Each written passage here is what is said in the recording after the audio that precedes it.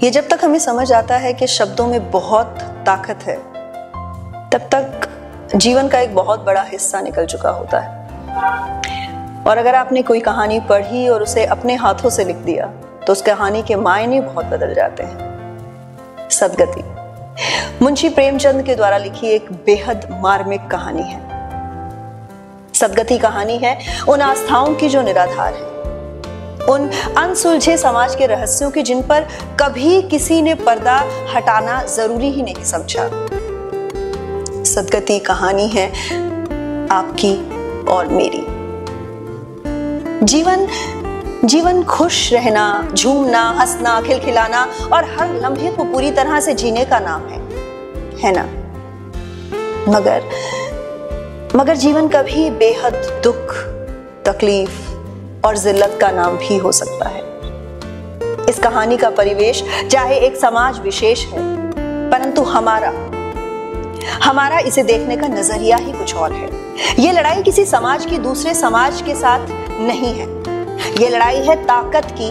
जैसे नियति है कि बड़ी मछली छोटी को खाएगी ही, वैसे ही रुतबे वाले, ज्यादा पैसे वाले और ज्यादा शक्तिशाली लोग हमेशा अपने से कम संसाधनों वालों को दबाते, दबोचते और दहलाते आए हैं। मुंशी प्रेमचंद ने यह कहानी 1931 में लिखी थी, मगर ये आज भी उतनी ही सार्थक है जितनी तब।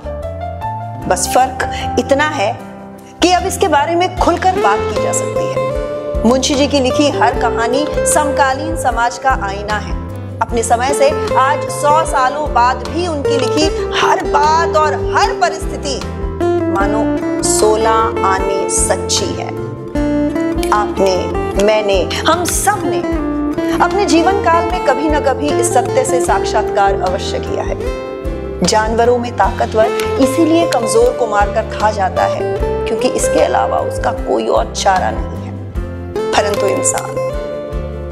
इंसान में भगवान ने इसीलिए इंसानियत दी थी कि वो जब दूसरे को मारने चले तो इंसानियत उसके पांव रोक ले, मगर ऐसा होता नहीं। जब हम किसी का शोषण करने पर आमादा होते हैं ना, तो वही सबसे जरूरी चीज हम भूल जाते हैं जो भगवान ने खास तौर पर हमें जानवरों से अलग बनाने के लिए दी थी, और वो है इंसानियत।